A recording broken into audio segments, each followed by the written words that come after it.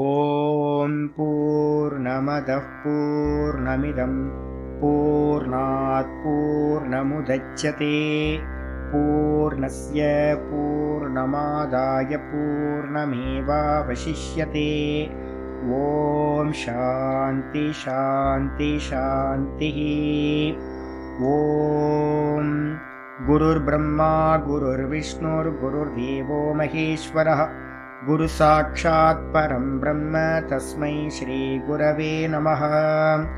சங்கரம் சங்கராச்சார்யம் கேசவம் பாதராயணம் சூத்ரபாஷ்யகிருதௌ வந்தே பகவந்தௌ புனः புனः.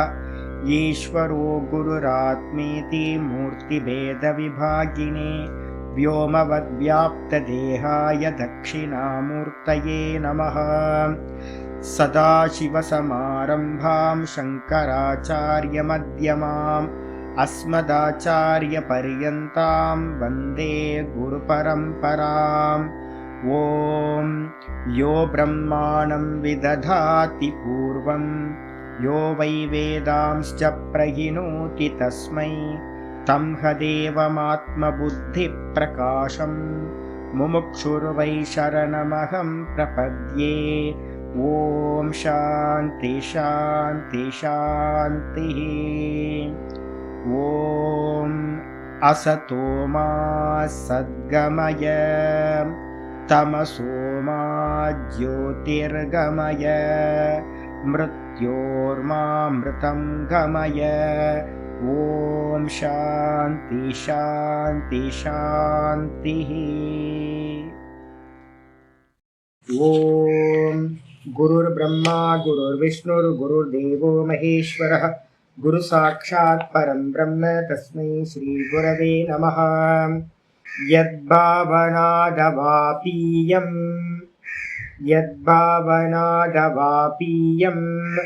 प्रत्यक्षितिरनामया क्लेशकर्माद्यसंस्पृष्टं तमीशं कञ्चना भजे. श्रीमत्पतञ्जलेस्तस्य पदद्वन्द्वमनिन्दितं वन्दे येन मनः काय वाचां शुद्धिरकार्यसौ. विद्यारत्नं मया लब्धं यत्कृपापारवारिधेः वन्दे तान् विबुधैर्वन्द्यान् वन्दकानन्ददान् गुरून्. श्रीमद्देशिकवग्राब्जान् निशम्याथ विलोड्यताम् पनीन्द्रभनिते काचित् वृत्तिरारभ्यते मया. ஓம் அத ஓம் அத ஓம் அத அத யோகானுசாசனம். நம்ம பார்த்துக்கிட்டு இருக்கிறது யோக சூத்திரத்துல விருத்தி பார்த்துக்கிட்டு இருக்கோம். யோக சுதாகர விருத்தி பார்த்துக்கிட்டு இருக்கோம். அதுல நேற்று பார்த்தீங்கன்னா சதாசிவ பிரம்மேந்திரர் எழுதின விருத்தியில யோக சூத்திரத்தை 2வது பாதம் 23வது சூத்திரம் பார்த்துருக்கோம். விருத்தி பார்த்து முடிச்சிருக்கோம். இந்த லாஸ்ட் சூத்திரம் 24வது சூத்திரம் பார்த்துட்டு இதை கம்ப்ளீட் பண்ணலாம். இந்த 23வது சூத்திரம் பார்த்தீங்கன்னா சொல்லிச்சு ஸ்வஸ்வாமி சக்தியோகோ ஸ்வரூப உபலப்தி ஹேத்து சம்யோகா. சூத்திரம் என்ன சொல்லியிருக்கு 23 அப்படின்னா ஸ்வன்னு சொல்லக்கூடியது சொத்து, அசட். எது அசட்டு? நம்ம வச்சிருக்கிறதெல்லாம் அசட்டு தான். நானுக்கு பக்கத்துல இருக்கிறதெல்லாம் அசட்டு தான். நானுக்கு பக்கத்துல என்ன இருக்கு? பரமஹம்ச ஆனந்தா. எது? இந்த தேகம். அப்ப இந்த தேகத்துல இருக்கிறது எல்லாம் அசட்டு. இந்த தேகமே எனக்கு அசட்டு. அதுக்கப்புறம் இந்த தேகத்துக்கு வெளியில நான் எதெல்லாம் பார்க்கிறனோ அதெல்லாம் அசட்டு. அந்த ஸ்வன்ற சப்தத்துக்கு அர்த்தம் திருஷ்யம் அப்படின்னு அர்த்தம், சொத்துன்னு அர்த்தம். கூட யார் இருக்கா? சுவாமி. சுவாமின்றதுக்கு அர்த்தம் என்ன சொல்லியிருக்க? உடையவன், உடைமை உடையவன், சொத்து சொத்த உடையவன் சுவாமி. இந்த 2 பேர்த்தோட சக்தி இருக்கு. என்ன சக்தி? பார்க்கிறவன்ட்ட ஒரு சக்தி இருக்கு. அது என்ன சக்தி அப்படின்னு கேட்டீங்கன்னா பார்க்கிற சக்தி. வெறும் பார்வை மாத்திரம், திரஷ்டா திருஷி மாத்திரக சொல்லியிருக்கோம். அதுக்கப்புறம் திருஷ்யத்துல ஒரு சக்தி இருக்கு. திருஷ்யமா இருக்கக்கூடிய எல்லாம் என்ன பண்ணிட்டு இருக்கு அப்படின்னு கேட்டீங்கன்னா துக்கத்தையும் சுகத்தையும் கொடுத்துக்கிட்டே இருக்கு. சதா காலமும் திருஷ்யம் வந்து என்ன பண்ணிட்டு இருக்கு, அதோட சக்தி ஜீவர்களுக்கு வந்து பாத்தீங்கன்னா ஆத்மாக்கு சுகத்தை துக்கத்தை கொடுக்கறது தான் திருஷ்யம். அது எது வேணா இருக்கட்டும். என்னோட புத்தி எனக்கு என்ன பண்ணுது, சுக துக்கத்தை கொடுக்குது. என்னுடைய பிராணன், ஆமா இப்பெல்லாம் வந்து பாத்தீங்கன்னா பிராணசக்தி ரொம்ப கம்மியா இருக்கு. எனக்கு பேசுறது ரொம்ப எனர்ஜியோட ரொம்ப உள்ள இருந்து பேச வேண்டியிருக்கு. அப்ப என் முன்னாடி ரொம்ப நல்லா இருந்துச்சு பிராணசக்தி. அப்ப பிராணன் வந்து பாத்தீங்கன்னா நிறைய டைம் வந்து சுகம் தருது, நிறைய டைம் வந்து பாத்தீங்கன்னா வீசிங் ப்ராப்ளம்லாம் வரும்போது பிராணன் என்ன பண்ணுது, துக்கம் தருது. திருஷ்யம். என் புத்தி வந்து பாத்தீங்கன்னா முன்னாடி துக்கம் தந்துச்சு, இப்ப வந்து பாத்தீங்கன்னா வேதாந்தம் படிக்க படிக்க படிக்க, யோக சாஸ்திரம் படிக்க படிக்க எனக்கு சுகம் தருது. என் மனசு முன்னாடி ரொம்ப சஞ்சலமா இருந்துச்சு, இப்ப வந்து ரொம்ப சாந்தமா சுகம் தருது. என் இந்திரியங்கள் முன்னாடி ரொம்ப சுகம் தந்துச்சு, ஆனா இப்ப என்னோட இந்திரியங்கள் எல்லாம் ஃபெயிலியர் ஆயிட்டு இருக்கு. என்னுடைய தேகம் முன்னாடி ரொம்ப ஆரோக்கியமா இருந்துச்சு, ரொம்ப தபஸ் பண்ண முடிஞ்சது. இப்ப வந்து பாத்தீங்கன்னா ஒரு சின்ன காரியம் கூட என்னோட தேகம் பண்ண முடியல, என்னோட தேகம் துக்கம் கொடுக்குது. அப்ப இது மாதிரி வந்து பாத்தீங்கன்னா இந்த தேகத்துல இருக்கிற ஒவ்வொன்றும் சுகத்தையும் துக்கத்தையும் தருது. ஏன் சுவாமி அப்படின்னா இதோட சுபாவம், இதோட சக்தியே இதுதான். திருஷ்யத்தோட சக்தி என்ன அப்படின்னு கேட்டீங்கன்னா சுகத்தையும் துக்கத்தையும் கொடுக்கிறது இந்த தேகத்துல. அதுக்கப்புறம் வெளியில பாக்குறோம்ல, வெளியில பாக்குறதெல்லாம் என்னவா இருக்கு, இந்த தேகம் மாதிரியே சிலது வந்து பாத்தீங்கன்னா சுகம் தருது, சிலது வந்து பாத்தீங்கன்னா துக்கம் தருது, கர்மத்துக்கு ஏத்த மாதிரி. அப்போ என்ன அர்த்தம் ஆகுது அப்படின்னு கேட்டீங்கன்னா திருஷ்யத்தோட சுபாவம் என்னது அப்படின்னு கேட்டீங்கன்னா சக்தி எது அப்படின்னு கேட்டீங்கன்னா சுக துக்கத்தை தர்றதுதான் திருஷ்யத்தோட சக்தி. நானோட சக்தி என்னது, பார்க்கிறது தான் என்னுடைய சக்தி, பார்வை. இந்த ரெண்டுத்தையும் சொரூப உபலப்தி ஹேத்து. சொரூப உபலப்தி ஹேத்துனா என்ன அர்த்தம், இந்த ரெண்டுத்தோட சொரூபத்தையும் வந்து பாத்தீங்க அப்படின்னா உபலப்தமாகிறது. உபலப்தம்னா என்ன அர்த்தம், அனுபவம் பண்றது. முதல்ல வந்து பாத்தீங்கன்னா திரஷ்டா என்ன பண்றான் அப்படின்னு கேட்டீங்கன்னா திருஷ்யத்தை அனுபவம் பண்றான். பை பர்த்ல இருந்து அனாதி காலத்துல இருந்து அனுபவம் பண்ணிக்கிட்டே இருக்கோம். என்ன அனுபவம் பண்ணிட்டு இருக்கோம், திருஷ்யத்துல இருந்து நமக்கு வந்து பாத்தீங்கன்னா அனுபவம் உண்டாயிட்டே இருக்கு. என்ன அனுபவம், சுகம் துக்கம் சுகம் துக்கம் சுகம் துக்கம் கிடைச்சுக்கிட்டே இருக்கு. இதுக்கு என்ன சுவாமி காரணம் அப்படின்னு கேட்டீங்கன்னா இதுக்கு காரணம் சம்யோகா. இதுக்கு காரணம் என்னன்னு கேட்டீங்கன்னா சுவாமியா இருக்கிற நான், என்னுடைய சக்தி பார்வை மட்டும்தான். நான் என்ன பண்ணிட்டேன், பக்கத்துல இருக்கக்கூடிய திருஷ்யத்தோட நான் என்னட்டேன், சம்யோகம் ஆயிட்டேன். இந்த சம்யோகம் ஆனதுனால வந்து பாத்தீங்கன்னா இந்த திருஷ்யத்துல இருக்கக்கூடிய சுகம் துக்கம் எல்லாம் எனக்கு வந்து பாத்தீங்கன்னா அனுபவம் ஆகின்றது. இதுதான் சொல்லுது ஸ்வஸ்வாமி சக்தியோகோ.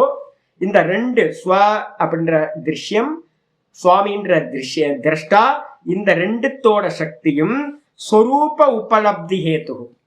சொரூப உபலப்தின்னு என்ன அர்த்தம், திருஷ்யத்தை தான் நம்ம வந்து வைராக்கியம் வர வரைக்கும் இந்த திருஷ்யத்தையே நம்ம என்ன பண்றோம், அனுபூதி பண்ணிக்கிட்டே இருக்கோம், அனுபவம் பண்ணிக்கிட்டே இருக்கோம்.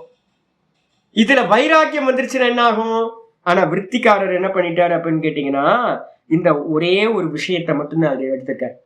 திருஷ்யத்தோட உபலப்தியை மட்டும்தான் இங்க எழுதியிருக்காரு. ஆனா வந்து பாத்தீங்க அப்படின்னா வியாச பாஷ்யத்துல படிக்க போறோம் இன்னைக்கு. வியாச பாஷ்யக்காரர் என்ன பண்றாரு தெரியுங்களா உங்களுக்கு, வியாசர் திரஷ்டாவோட சொரூப உபலப்தி ஒண்ணு இருக்குல்ல, ரெண்டு சக்தி இருக்குல்ல.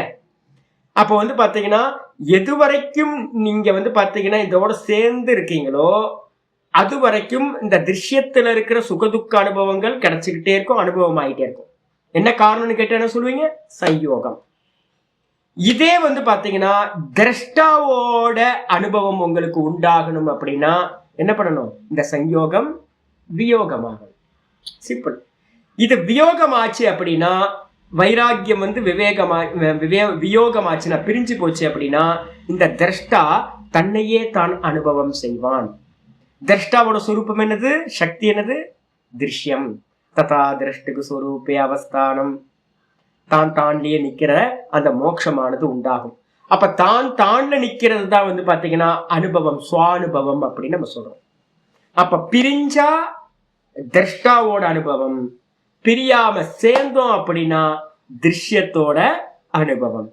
இதுக்கு என்ன காரணம் சுவாமி? திருஷ்யத்தோட அனுபவம் பண்றதுக்கு என்ன காரணம்? சயோகம். முடிஞ்சு போச்சு சுவாமி. வியோகம் அப்படின்னு கேட்டீங்கன்னா நம்ம சொல்லுவோம் என்னன்னு கேட்டீங்க அப்படின்னா, ஒரு ஒரு சப்தம் இருக்கு, பிரதியோகி அப்படின்னு ஒரு வார்த்தை தர்க்கத்துல யூஸ் பண்ணுவோம். எஸ்ய அபாவக ச தஸ்ய பிரதியோகி அப்படின்னு ஒரு லட்சணம் இருக்கு. இப்ப சயோகம் சொல்றோம்னு வச்சுங்களேன், சயோகத்தோட அபாவத்துக்கு பேரு சயோக பிரதியோகி அப்படின்னு பேரு. சயோகத்தோட அபாவம். இப்ப பாத்தீங்கன்னா சேர்க்கைனால சுகதுக்க அனுபவம் கிடைக்குது. இதே இந்த சயோகம் பிரிஞ்சுது அப்படின்னா சொரூபத்தோட அனுபூதி கிடைச்சிரும், உங்களுக்கு என்னுடைய ஆத்மாவோட அனுபவம் கிடைச்சிரும்.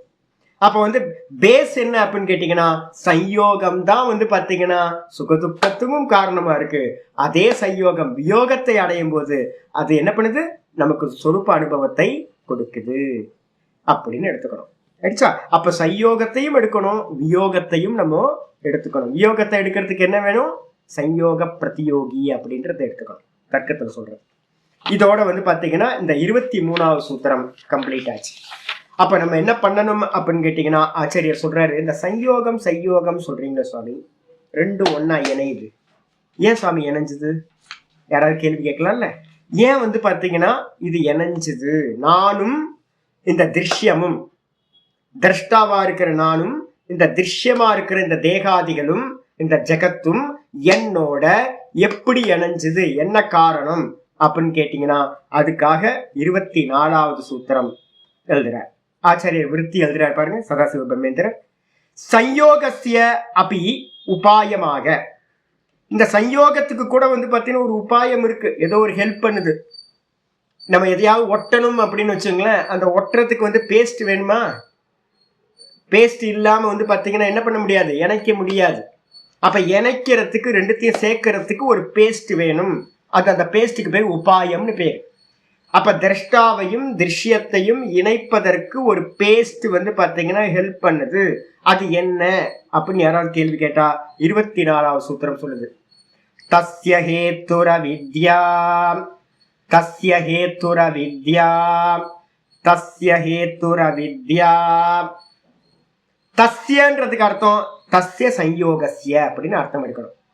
அந்த சயோகத்திற்கு, தஸ்யன்றதுக்கு அர்த்தம் அந்த சயோகம்னு சொல்லக்கூடிய சம்பந்தத்துக்கு. கண்ணுக்கே தெரியல, கண்ணுக்கு தெரியாத ஒரு சம்பந்தம். அப்ப பாத்தீங்கன்னா என்ன யாரு இணைச்சு வச்சா? நான் வேணான்னு சொன்னா கூட இந்த சரீரத்துல இருக்க அந்த சம்பந்தம் போக மாட்டேங்குது.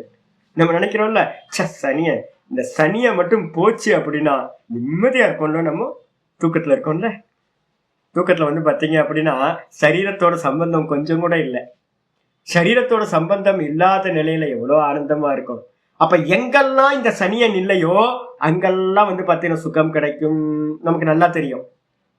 அதுக்காக தான் பாத்தீங்கன்னா நல்லா ஸ்லீப்பிங் பில்ஸ் எல்லாம் போட்டு இந்த சரீரத்தை மறந்து போறதுக்காக நல்லா தூங்குறோம்.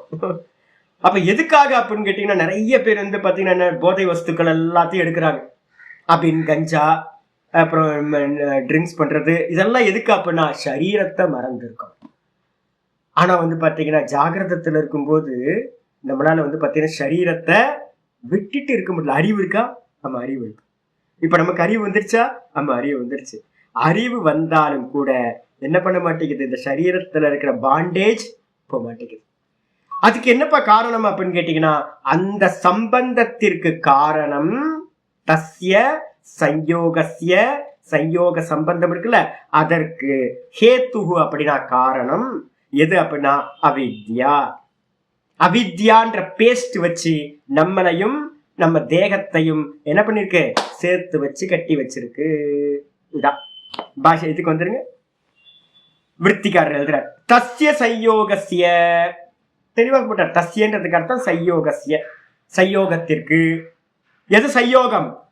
திருக்குன்னு சொல்லக்கூடிய நான், திருஷ்யம்னு சொல்லக்கூடிய இந்த தேகம், இந்த ஜெகத்து, இந்த ரெண்டுத்தையும் பாத்தீங்க அப்படின்னா பூர்வோக்தா, பூர்வோக்தர் அர்த்தம் முந்தின ஸ்லோகத்துல சொல்லப்பட்ட அந்த சம்பந்தமானது என்ன காரணம் கேட்டா அவித்யா ஹேத்து, காரணம் இத்தியர்த்தா. அவித்யா தான் ஹேத்துன்னு சொல்றோம், அவித்யாவை தான் காரணம்னு சொல்றோம். கண்டுபிடிக்க முடியுமா அவித்யாவை? அவித்யாவை பார்க்க முடியுமா? இன்விசிபிள். நம்ம ஏற்கனவே சொல்லியிருக்கோம். அவித்யா என்னது? அவ்யக்தம். அவ்யக்த நாமினி பரமேச சக்தி. விவேக சுடாமணியில வந்து பாத்தீங்கன்னா இந்த மாயாவை பத்தி எழுதும் போது என்ன எழுதுறாரு அப்படின்னா, அவ்யக்த சக்தி. ஒரு சக்தி இருக்கு, ஆனா வந்து பாத்தீங்கன்னா கண்ணுக்கு தெரிய மாட்டேங்குது சாமி. அவித்யா மட்டும் கிடைச்சது கண்ணுல 4 அடி போட்டு இத்தனை வருஷம் என்ன வந்து எத்தனை ஜென்மமா என்ன வந்து படுத்தி எடுத்திருக்க அப்படின்னு 4 அடி போடலாம். ஆனா வந்து கண்ண தெரிய மாட்டேன்றாளே அம்மா. அம்மா வந்து பாத்தீங்கன்னா அவ்யக்த சக்தி, அவ்யக்த நாமினி, அவ்யக்தம் என்ற பெயரை உடையவள். அவ்யக்தம்னு என்ன அர்த்தம்? வெளிப்படாதவள், வெளியிலே தெரியல. அதே நேரத்துல எப்படி என்ன பண்றா அப்படின்னு கேட்டா பரமேச சக்தி.